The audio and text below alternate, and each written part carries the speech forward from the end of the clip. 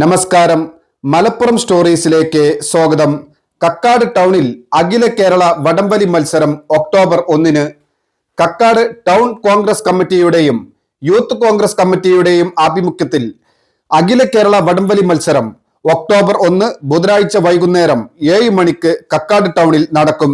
മത്സരം DCC അധ്യക്ഷൻ VS Joy ഉദ്ഘാടനം ചെയ്യും. KPCC മെമ്പർ റിയാസ് മുക്കോളി മുഖ്യാതിഥിയാകും.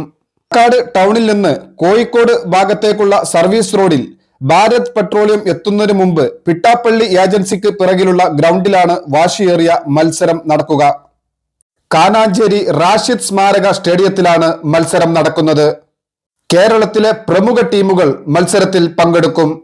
കേരള വടംവലി മത്സരം ഈ വരുന്ന ബുധനാഴ്ച ഒക്ടോബർ 1-ന് കക്കാട് അങ്ങാടിയിൽ വെച്ച് വമ്പിച്ച പരിപാടി നടക്കുകയാണ്.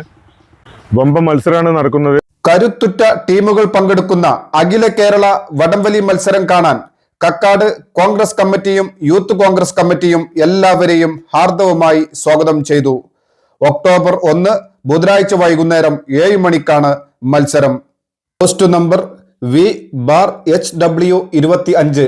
അവിടെ നിന്ന് നേരെയുള്ള വഴി റാഷിദ് കാനാഞ്ചേരി ഗ്രൗണ്ടിലേക്കാണ്. എല്ലാവർക്കും നന്ദി, നമസ്കാരം.